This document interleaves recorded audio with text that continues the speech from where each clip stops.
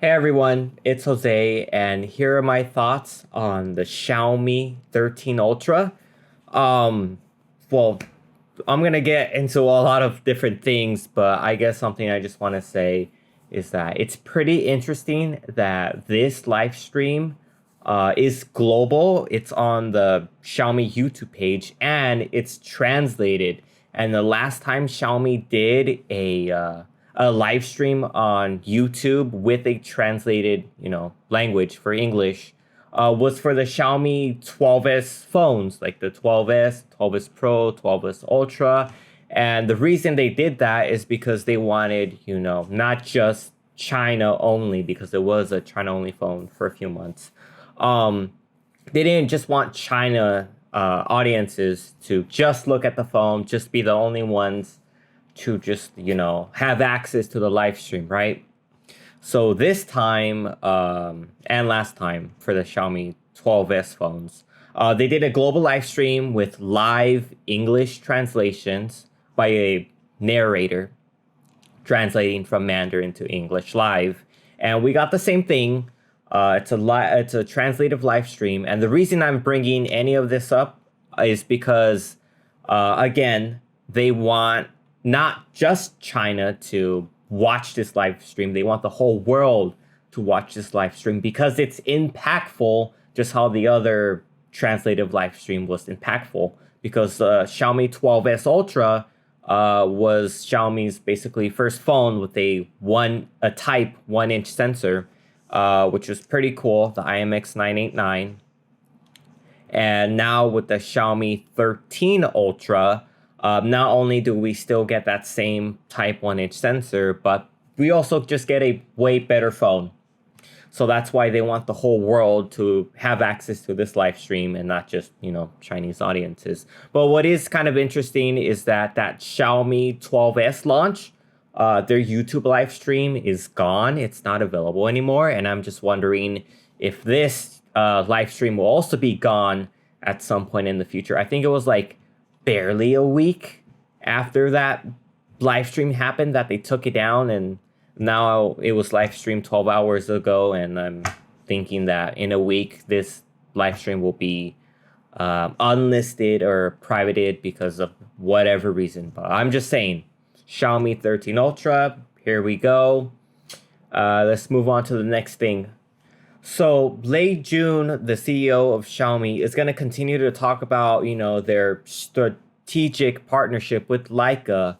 And he's mentioned this before, but something that I just keep asking and I keep wanting to happen, but it just doesn't happen with not even just Xiaomi, but other camera and phone partnerships, is that, well, this time late June is going to tell you, like, what does it mean to have like a Leica camera partnership, right? He brings this up. He again says that no, it's not just branding. Like, there's actual merit behind it. But again, this is the second time he's done this. He's acknowledged that it's not just branding, right? That there is merit to this, and I do believe that there is merit to it. But the problem, not only with just Xiaomi and Leica, but like Vivo and Zeiss and Oppo and Hasselblad, is that you're still not explaining much. You can say that, we do they Leica optimizes our optics, maybe a little bit of our color processing and stuff like that, but that's not the nitty gritty. I'm looking for really specific details. Like, give me a whole paragraph report of what it means to have a strategic partnership with a camera manufacturer, because a lot of the things he's saying is just, again, vague. It doesn't really answer anything. I don't want to make any assumptions because assumptions will not really provide the truth. And I'm looking for the truth. What does it really mean? I know I'm a broken record at this point, not only with Xiaomi, but the other phone camera partnerships as well. But again, it's the truth. We really don't know what it means to have a strategic partnership with a camera manufacturer. So I would really, really like it if he does answer it in full. Just like without being vague, like give me a really good report on it. And we kind of, well, we haven't missed it yet, but late June, CEO late June is going to talk about the Leica Watermark, which I have said before I really like just because of how stylistic it can make photos. But I've also talked about like with Huawei and with Oppo, like how they're implementing their own camera watermarks, and Huawei's just sucks. It's really bad. I really hate it. I would never use it. But Oppo's watermark with Hasselblad is actually nicely designed. It's just Huawei's that has the bad design. They were the first ones to copy Xiaomi, and then Oppo followed after with the Find X6 phones. But yeah, this Leica watermark, it's pretty good. There is a psychological aspect to it, which I have explained before. And I'm just saying, like, it's pretty good. I like Xiaomi's watermark. The others have copied, but it's just Huawei that has a terrible one. I don't know if this makes Xiaomi some sort of trendsetter for a super basic feature that they're not necessarily the first one to do, because my phone has a Leica watermark, but it's ugly. And this Xiaomi watermark is better, and the updated Huawei watermark is just, it's terrible. So I'm just saying. And then we have the design of the Xiaomi 13 Ultra. I keep wanting to say 13S Ultra, but that's not the name of the phone. It's Xiaomi 13, but the 12S Ultra, you know, still in my head.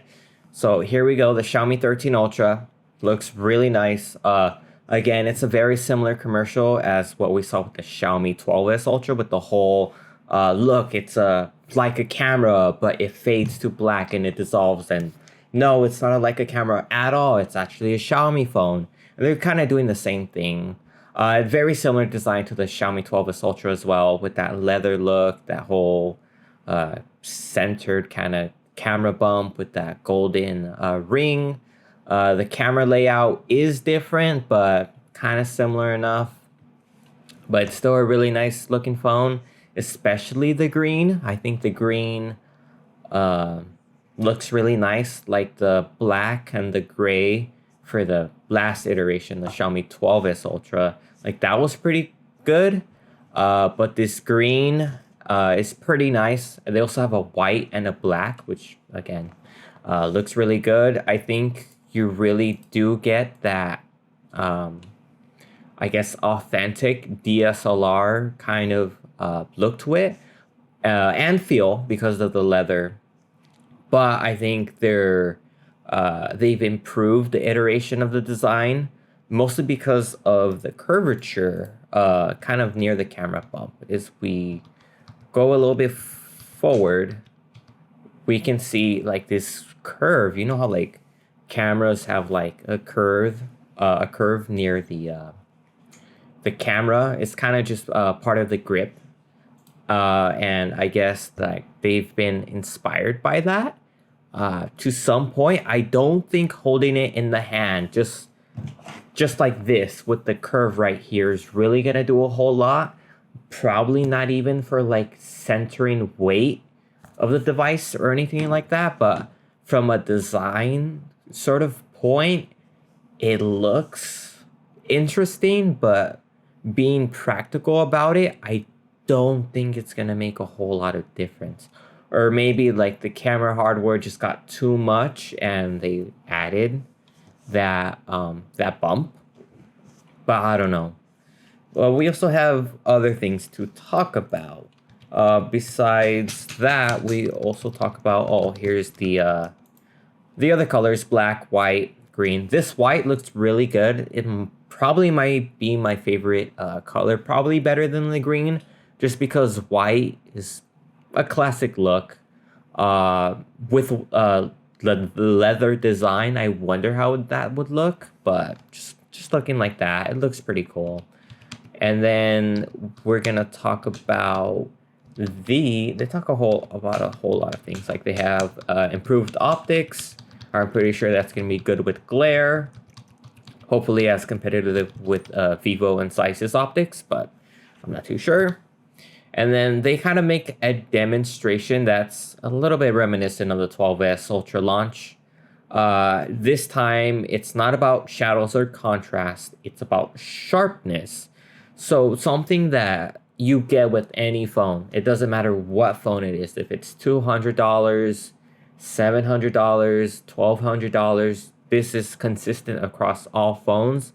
And that is like over sharpness on, I won't say all the cameras, it's mostly the main camera that has this over sharpened look, and how the speaker right here is kind of saying, well, with the Xiaomi 12S Ultra, you can tell that there's fur, but you don't have to make out every single strand of fur, as opposed with any phone, not just the iPhone, but the iPhone's here for an example, is that you can literally tell a majority of the individual strands of fur. Whereas opposed to the Xiaomi 13 Ultra, it's just softer, because photos don't have to be sharp all the single time. The reason phones take sharp photos is just because of the sensor size. They're kind of small. And I guess it's to make up for, being like a 12 megapixel photo been down from like 48 megapixels or something like that. I don't know. I don't really get the appeal of over sharpening photos, but every phone manufacturer does it. And now we actually have a phone, pretty much for the first time in recent years, that doesn't really have this over sharpened effect, which I greatly appreciate. I think everyone should copy this, just because it's easy. You just have to reduce your slider for sharpness on the manufacturer side. Like, that's all the manufacturer has to do, just tone down the sharpness, which shouldn't even be hard, and you get way better photos. And if you think your photo needs a little bit more sharpness, then just add it by the user. Just don't make it like the default, is what I'm trying to say.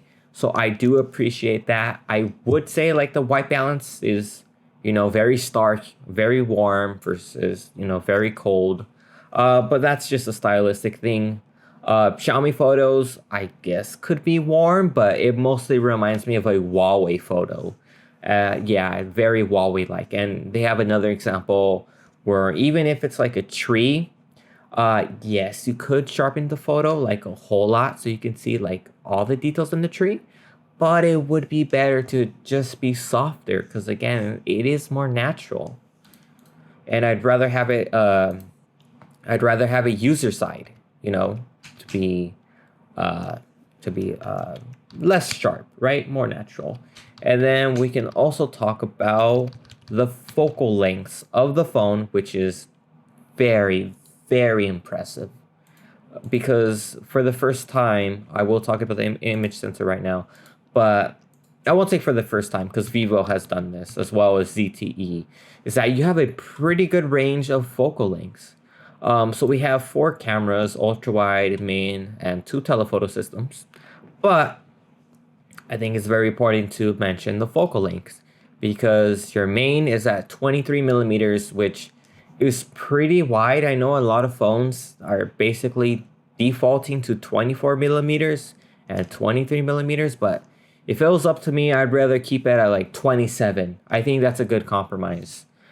Because I think 23 is just way too wide. I have no idea why they keep like pushing back like the focal length, like keep going wider, which I just don't like. But your ultra wide is at 12 millimeters, which is pretty good. I don't know about FOV, but that's fine. And then you have this digital focal length, which is double this, 46 millimeters or 2x, which is pretty good, right? I hope it's lossless zoom. I would assume it is, because if it's not, that's kind of dumb, but I'm pretty sure it's that. And then you have 3.2x zoom, which is 75 millimeters, which is pretty good. I think this is mostly a portraits thing. Like, you could totally use this for just landscapes or for zooming in or anything, but I'm pretty sure this is specifically optimized for portraits. And then this 5x 120 millimeters, which is pretty good for a focal length. I would prefer 135, but that's just me coming from the P30 Pro. So this 5x is kind of not meant to be for portraits at all. It's just meant to be for, like let's say they do have an example I will show right now, but let's say you're in an auditorium or a concert and you want to zoom in on the stage performance. That 120 millimeters is pretty good, but even better, 2x that, 240 millimeters, which is pretty good. I would prefer 270, but again, that's just me. So yeah, so you have your main camera, your digital cameras, and your telephotos, which for again really long zoom and portraits, which is pretty good. And something I just want to say is the Vivo X90 Pro Plus should have already done this, because what that phone did is that for the telephoto system, instead of having a 2x digital camera from the main sensor, they put an optical one, which didn't make sense because not only was that sensor inferior based off of aperture, but also that in combination with sensor size and stuff like that. So it literally made no sense. And then they put a 3x telephoto system, 3.5x telephoto system on that phone, which I still am confused on whoever came up with that idea for Vivo, because they literally should have done this: a ultra wide, your 1x, 3x, and then your longer focal length of 5x, because Vivo phones already had like 5x telephoto systems. But I don't know, that's just me. Vivo greatly failed with that, but Xiaomi got it. Xiaomi got the idea, and then here's just a quick demonstration of it. Pretty cool, right? Your focal lengths with your digital ones right here, so that's pretty cool. And then again, the stage performance kind of idea, I do kind of that's kind of the reason why I like longer focal lengths. Just that 5x, that 120 through 135 millimeter range, is that if you're ever in a concert hall or anything like that and you just want to zoom in on like a stage performance, like that's literally why 5x telephoto cameras are so good. Even though what was it, the Oppo Find X6 Pro with its 3x telephoto system, very competitive for zooming in digitally to 10x. So I'm fine either way. As long as it's good 10x, then you don't need a dedicated 5x sensor. But these apertures are what make it so interesting. So you have f1.9 for the main sensor, which is relatively okay. I think it's fine. I think you could have gone maybe f1.8 or even be f1.6, like how Huawei phones are at. They're also at f1.4 if I'm not mistaken. But this aperture for ultra wide f1.8 is pretty good. For the telephotos right here, f1.8, pretty good as well. But for the 5x f3.0, like that's pretty good. But if you could have done like, I don't know, f2.4, 2.2, that would have been really, really, really competitive. But I will not complain about these apertures nor the focal lengths, because they're really, really good. And something we will talk about is, oh, I missed it, but basically in this demonstration they were talking about how I don't know how they got this idea, but people do not like telephoto systems. According to them, that they hate having a telephoto camera, that they don't use telephoto, which is like really weird, because a lot of people, well, from what I know, recommend the Samsung S23 Ultra, mostly because of that dual telephoto system, 3x and 10x. For Xiaomi to say that, people don't like telephoto, like that's really weird. Like I don't believe that, unless it's different in China or whatever market they're getting their studies from. But I just don't believe that people like hate telephoto cameras, because that can't be true, because the Vivo phone has a dual telephoto setup. The Oppo phone has a, while not dual, just competitive telephoto setup, and it's just like telephoto. We've been focusing on a lot of telephoto recently, ever since like the Huawei P20 Pro had like a 3x sensor. Like we've been really focusing on telephoto, and then we went to 5x and 10x and all that. So yeah, for them to say that they hate telephoto or someone hates telephoto, I seriously don't believe that. And something we will talk about is a variable aperture, which I love to see because the only ones doing the variable aperture, well, besides Sony with that Xperia phone, is Huawei. Huawei's been doing variable aperture since the Huawei Mate 50 phones, which was pretty interesting. But this time it's with a 1-inch sensor. So that's pretty interesting, even though we did have that Sony phone. And that Sony phone was kind of weird because although it was somewhat variable, it only had two different set apertures. So that one was kind of weird. But this time it's pretty good, especially again with that type 1-inch sensor. So we only see that, the Apple is in focus right now because of this pretty big aperture f1.9, and then they change it to f4.0, which not only makes the Apple in focus, it's slightly out of focus, but now the subjects are in focus. And the background's a little bit blurred, not too much, but so that's nice about having variable aperture. The only thing I cannot distinguish is if the bokeh is fake or not, because with the Huawei Mate 50 and P60 phones, their variable aperture, like it works, but the bokeh is just way too strong that you can easily tell that it's fake because just the sensor's too small. But this time we have a type 1-inch sensor, so that makes me think, is this bokeh like real? And just by looking at it, I will say it is probably real, just because although it's strong, it's believable. Because I have seen photos from just basic type 1-inch phones like the Oppo Find X6 phones and the Vivo X90 Pro phones. Like this bokeh without them having variable aperture at like an f1.8, f1.9, like it's believable. Like this is the aperture you would see consistently all those IMX 989 phones, right? And by changing it to this aperture, like it's you can see like the results, like it's believable. It's pretty believable that it's not fake bokeh because Huawei faked their bokeh. So having variable aperture is pretty good. I really like that. I really like the moves they are Xiaomi's putting on their new phones. And it doesn't stop there. It actually gets way better. Okay, before we get to that really nice bit, I guess I have to talk about this first. So we have another like kind of behind the scenes Xiaomi and Leica moment, which they have done before. I think they have, I don't know how many videos of these, like probably like 10 of them, kind of showing like, oh, we're Xiaomi and we're working with Leica and stuff like that. And again, this is kind of, I want to say marketing, but also an explanation as to what it means to have a Xiaomi or just a camera partnership with Leica or anyone else. But it doesn't make any sense still.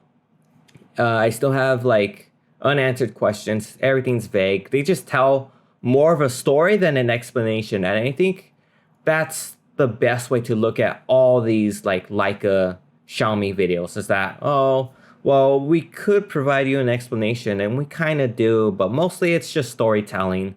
It's just telling the story. And something that they say in this video is that one of the Xiaomi engineers, I think it's a Xiaomi engineer, says, oh, putting a variable aperture on a type 1-inch sensor, like that's never been done before. And I think not only was that misleading, that was just straight up wrong. Because what the Xiaomi engineer kind of says is that, oh, look, we did something that's never been done before. And that's clearly not true. Because again, we have that Sony phone that didn't have variable aperture because it only had 2 aperture settings, but that Sony phone did have a type 1-inch sensor, and it did like, have variable aperture, even though it only had 2 stops. for the settings. It did achieve that. Not only that, but I think for that Xiaomi engineer to just say that, it kind of just means that, like, like, I don't know, like they've solved, the world's greatest mystery or something like that. Or like their engineering is so uh, jaw dropping, like, going to the moon back in the 60s or something like that. What I'm kind of trying to say is that even like a dedicated camera from like 2006 with a type 1-inch sensor and variable aperture, again, like that's been done before, like more than 20 years ago, like literally. And for them to say that in 2023, it's just wrong. Like we've had type 1-inch cameras uh, with variable aperture before, and for the Xiaomi engineer to say that, it's just part of their storytelling. It's again not only misleading but wrong. Something they also say is that they ask themselves, what is Xiaomi's number one goal? I think as like a camera company, in addition with being with Leica, and they said we want to have natural looking colors. And although the pictures you're looking right now, like they do look like natural, it's just that those shots again are probably like edited in some way, but even probably like cherry picked, because Xiaomi has really weird color interpretation if they're going to claim their number one goal is to have natural colors, because that's just not right. That's not true. The closest one is probably Oppo and Vivo. I'm going to give them a tie for natural colors. I would say Apple, but I don't understand Apple's color processing, so I'm not going to say Apple.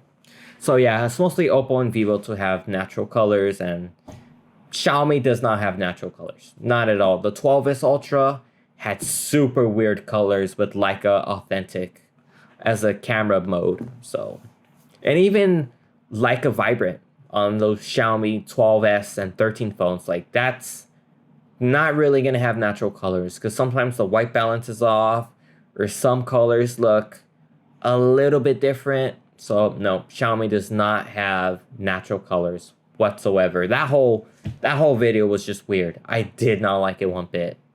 The last part of this presentation I want to show you is a camera accessory that has been teased in the past weeks, but I didn't really know where we were going with this. And basically, it's literally a camera grip and a adaptive lens for the phone. So basically, you put a cover on the back of your phone with this grip, like a real camera, but this lens is, I think, like a variable sort of lens. So it's 67 millimeters. I don't think it's variable because it doesn't look like it's, but that's kind of what I'm interpreting it as. You put this lens on and it adds 67 millimeters to, I think it adds 67 millimeters to all the focal lengths, or it adds enough magnification to the main sensor that you get 67 millimeters. I don't really know how to interpret it, but I think it's adding 67 millimeters to all the focal lengths. I might be wrong on that, but either way, the idea is there. You're adding focal lengths to your camera. Not only that, but they have a dedicated shutter button, which is I appreciate, along with that camera grip. But they also have a zoom slider. So if you see right here, just like kind of like a real camera, you can zoom in, zoom out, which I do like. But other than that, this accessory is like really cool, because although there have been accessories like this for the past, I don't even know, more than 5 years, mostly for iPhone, where you add camera lenses to your phone.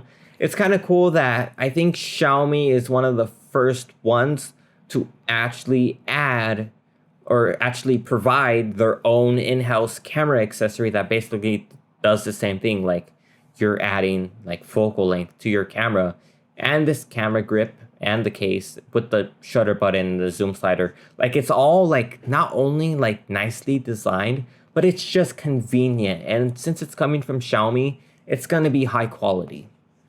So I would like this for any phone, not just the Xiaomi 13 Ultra. But even so, like having this only for the Xiaomi 13 Ultra, like it's pretty impressive. Like you gotta say, like even though this has been done before, like again, uh, this hasn't been created in-house for a phone manufacturer. At least I don't think it has. I think this is the first time for a first-party accessory like this, and not relying on third-party accessories. But third-party accessories, for example, like Apple, especially iPhones, like these accessories like these are really good, like really high quality, but they are kind of expensive. And we also get photographic styles similar to iPhone. I guess it's fine. Whether they're copying them or not, yeah, that's true, but it is kind of convenient, so I don't know. I think it's fine. Kind of strange that no one else has really copied Apple on photographic styles, like these presets. Like Samsung could have done it, Oppo could have done it, Huawei could have done it, Vivo could have done it, but no one's really done it. And I guess Xiaomi is the first Android phone manufacturer to copy it. And we also get 10-bit log and a few other things that make, having a Xiaomi 13 Ultra phone pretty convenient, especially for taking photos. But other than that, time to move on to some Weibo photos. So we have a few different things to show, just some photo samples. They're pretty good, especially for being on a 1-inch phone, 1-inch type sensor phone, or type 1-inch sensor phone. We get these camera settings, different focal lengths, the main sensor with the biggest aperture, right? And then we get the 3.2x, and then we also get 120 millimeters, which is that 5x, which for being 5x, this looks really good. Like, it's not over sharpened. The colors look natural. Again, probably edited. Like I bet money that all of these are edited, but if they're not, then that's fine. But just like judging based off of color and stuff like that, they're probably edited. But they're still nice photos. They still kind of demonstrate what the hardware is capable of. Then we get the colors, mostly white right here, but it looks really cool. I do like the white. I wonder how it would look with the camera accessory, because I'm not sure if it's only available in green, because that's the only color I've seen this model in is just green. Which, if that's the case, I guess that's fine, because you still add a case on top of your phone. So if that was the case, it would make sense to order the phone in any other color except green. For example, you order the phone in white, you enjoy this color for what it is, and then when it's time to put on the camera accessory, since this is green, and since this cover that I think it's a cover that you add onto the phone, is also green, then now you have a green phone just because of the case. And when you take it off, it's white. So I kind of like that idea. If it is true, I'm not sure if it's true, but if it is true, then it is pretty convenient in some way that you get to enjoy two different color sets on your phone, right? And it is a leather case, so it adds to the immersion, as well as with this camera grip, also green. So if that's the case, it wouldn't make sense to order your Xiaomi 13 Ultra phone in green. Try to go for white or black, because again, this case just adds a whole lot. And now it's time to look at the phone itself. Now that we have the phone right here, we can look at just some segments here. Mostly design and whatever else they say. Typical Xiaomi things. The green is good, as well as the black. But that golden ring, I really liked it on the Xiaomi 13 Ultra, 13 or 12S Ultra. Well, I'm getting mixed up. And it looks good here. And again, the whole thing of think of having a Leica camera instead of having a phone. But yeah, the design of the phone is pretty nice. That green is pretty good. You get your different colors. I think, although I like the olive green, again, I think it makes more sense to have white in some sense. If you get that camera accessory, which if I did have this phone, I would get that camera accessory. Your apertures, the sensor. So this is a fairly new sensor, the IMX 858. I think it's the first phone to have this sensor, which I'm not sure how big it is. But if I was to guess, I think it's somewhat big. I have to look into it. But your different focal lengths,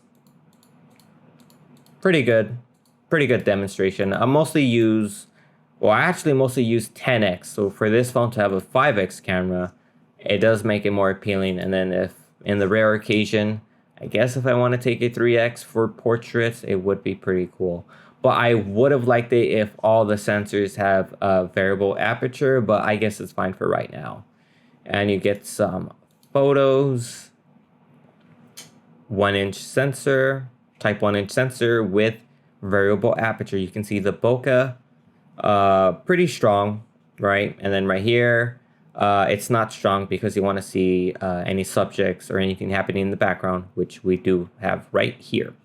So I'm pretty glad that this does have a variable aperture, especially for being a type 1-inch sensor phone. So yeah, that's pretty cool. Just some basic stuff. I didn't really understand this part. It was in the video. They talked about how for 0.8 seconds, it has to do something with the focus. Like it automatically adjusts the aperture or something like that. I guess it analyzes the scene in 0.8 seconds. And not only does it get the focus right, but it also gets the aperture right, which is interesting, but I'm not sure. And then you get this whole bundle right here, which is nice. But I guess other than this page, I guess everything is just here. As usual, as with what we discussed. It's pretty cool. Like this 75mm lens, obviously this bokeh is fake because it's not going to create this strong bokeh. But it is nice. The segmentation does look good, but it could be cherry picked or manually edited. Your different Leica modes. This is supposed to be Leica Authentic, Leica Vibrant. I don't know. Like this interpretation of colors, if you ask me, while artistic in a different setting is going to come out really weird. So that interpretation of natural colors, not really. I don't think of Xiaomi having any, good color calibration or anything like that, even though they are partnered with Leica. No, not really at all. And I guess one of the last things I'm going to show you is the phones in person. Something I find interesting, this is from TechDroider, who has the phone in person, is that the finishes, not only for the camera lens, but like the leather itself, I think maybe it's just not coming good on camera, but I don't know, it just doesn't really look that good. Like the camera lens feels, I guess, fake in a way. It feels almost like a mock-up model that you made like in real life, right? Before the phone was released, as opposed to it being like the final product itself. So I don't know, just like it looks I don't want to say cheap. I think it's just how it's coming up on camera. But how it is coming up on camera, it doesn't look like a real phone. It looks like a mock-up design phone that was just made in real life before the phone was released, right? Like a kind of like the leaked design kind of mock-up of the phone. Because the texture, I could barely make out the texture. I don't understand. And then the unboxing experience is fairly fine.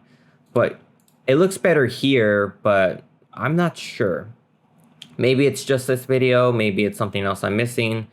But I don't know. Like, again, the design of the phone is pretty cool, but it looks different than what I would be expecting it to be. So I guess just that's that. And the very last thing I will show you is the differences between the Xiaomi 12S Ultra, 13 Ultra, and I just picked the Find X6 Pro just because. And then we go to main camera, we get that type 1-inch sensor, right? That's fine, but I found out the sizes for the IMX 858. So for right here, it's basically this size right here, which is kind of disappointing. because if you look at it, like the sensor size on this phone, it was bigger. And if you look at the telephotos for here, it's not that big. So not only is the telephoto sensor just smaller, but now they have two telephoto sensors that are the same thing. They're also smaller. And then for the same thing for the ultra wide, just like that's been smaller. I have no idea exactly why they made this decision. Like I get the IMX 858 858 is like a new sensor with better sensor technologies, and it doesn't always matter on the sensor size, but for a phone, especially when you're coming from a generation to another generation, like this just does not make any sense. Why would you make the sensor size smaller? And if we just look for reference for the Oppo Find X6 Pro, which I do like a lot, you get that same type 1-inch sensor, but you also get this bigger sensor, like I forgot what sensor it is, but it's a flagship sensor, type 1/1.56 inch, which is really big, not only for an ultra wide, but for a periscope telephoto camera. So for Xiaomi to have these smaller sensors, it doesn't really mean that it's inferior, because they are new sensors with updated technologies. It's just that you could have gone bigger. I was honestly hoping you would have used a sensor as big as this, or as big as the main sensor in the Huawei P30 Pro, which is 1/1.7 inch. Well, type 1/1.7 inch. But even so, I'm pretty sure that Xiaomi 13 Ultra will take good photos. I'm hoping for that, because recently the Xiaomi 13 phones and the 12S phones have been, again, having, I wouldn't say questionable photos, but that interpretation can be kind of weird sometimes. And now that you're having smaller sensors, it doesn't help. But at least we get time of flight for autofocus and depth, which I always appreciate. So good job, Xiaomi. But overall, this whole presentation, like, it was good. They introduced cool things like, dual telephoto cameras, variable aperture with their type 1-inch sensor, new design elements, especially with the camera accessory. That camera accessory, I don't want to say is a highlight of the whole launch, just because an accessory to the phone is not the phone itself. So that's that. So you kind of have to take the phone for what it is at face value, which is just this, without that camera accessory. But the camera accessory is kind of, I don't want to say a novelty, but it's probably a little bit more of a novelty than it is being, like really enhancing your experience, right? Especially with optics. I'm not sure how that 67mm lens is gonna work out, but I'm pretty sure if you buy one online for like $80, like a third-party accessory, which you can clip onto any phone, not just the Xiaomi 13 Ultra, that'll be good enough, right? But again, you get the whole experience. If you really want it, it's provided by you, for you, by the manufacturer, first party. So other than that, pretty cool launch. Some conflicting things, which is usual, honestly. With all the videos I do here with my thoughts, there's always something conflicting. We've had plenty with the Xiaomi release, but overall, there's a lot to look forward to. Not sure what's the next phone I'm gonna cover, but hopefully it's a good phone. So I guess thank you for watching, and I'll see you with the next phone release. Bye bye.